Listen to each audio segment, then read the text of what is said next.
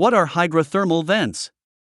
In 1977, scientists made a stunning discovery on the bottom of the Pacific Ocean, vents pouring hot, mineral-rich fluids from beneath the seafloor.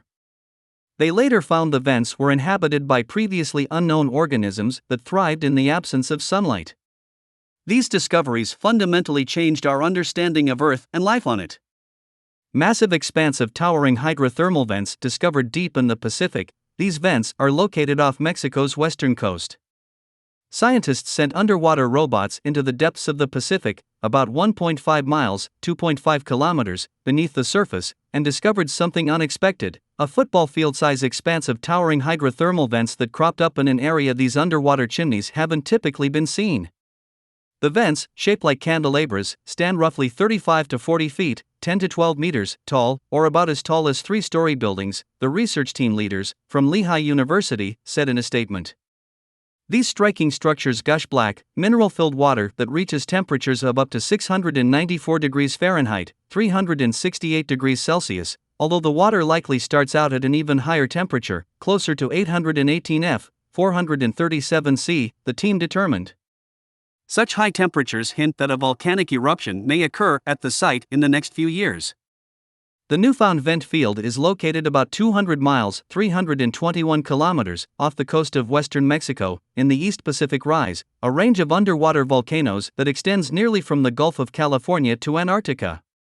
We were astounded that not only was the field very active, but it is larger in area and hotter in origin temperature than any other hydrothermal vent field known along this portion of the East Pacific Rise that has been studied for the past 30 years, Daniel Fornari, a marine geologist at the Hole Oceanographic Institution in Massachusetts and a co-author of the paper, said in the statement.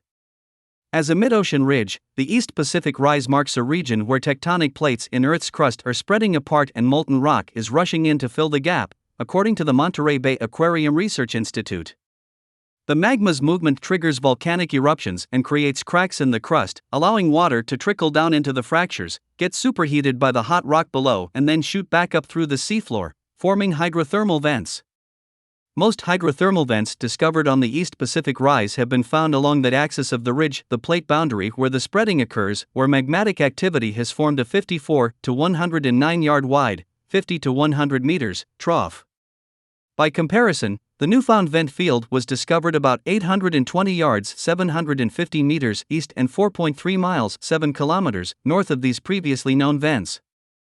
Although 750 m may not seem like a great distance from the axis, known vents are so tightly localized in the axial summit trough that this discovery stands out as something very different. William Seifred, leader of the Aqueous Geochemistry Lab at the University of Minnesota, and Jeffrey Carson, leader of the Oceanic Lithosphere Tectonics Group at Syracuse University, wrote in a commentary, opens in new tab, about the research.